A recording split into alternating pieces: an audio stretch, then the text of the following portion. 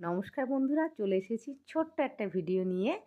দেখো, এই যে চুড়ি প্যান্টটা তোমাদেরকে দেখাচ্ছি, এই চুড়ি প্যান্টটা দিয়ে আমি একটা সুন্দর ব্লাউজ বানিয়েছি। তো এই ব্লাউজটা স্টিচ করার কোনো ভিডিও তখন করা হয়নি, শুধুমাত্র ফটোগুলি তোমাদের সঙ্গে শেয়ার করছি। চুড়ি প্যান্টটা আমি সেলাইগুলো ওপেন করে, তো কাটিং করে আমি আমার বডির মাপ অনুসারে সেগুলোকে কেটে স্টিচ করে আমি আমার জন্য একটা ব্লাউজ বানিয়েছি। দেখো, এই সেই ব্লাউজটা। তো ব্লাউজের কালারটা দেখতে পাচ্ছ, খুব মিষ্টি কালার। এই ইয়েলো শাড়িটার সঙ্গে খুব সুন্দর মানিয়েছে। আর আমার কাছে একই ধরনের অনেকগুলো চুড়ি প্যান্ট হয়ে গিয়েছিল, তো যে কারণের জন্য আমার মনে হয়েছে যে একই ধরনের চুড়ি প্যান্ট এতগুলো দিয়ে আমি কী করব।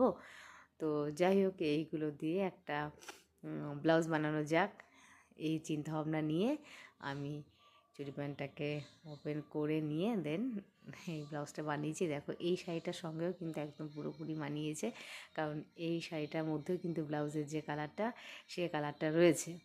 তো যাই হোক, টাটা বন্ধুরা, আবার দেখা হবে অন্য কোনো ভিডিওতে। এরপরে স্টিচ করা ভিডিও নিয়ে আসবো তোমাদের সামনে।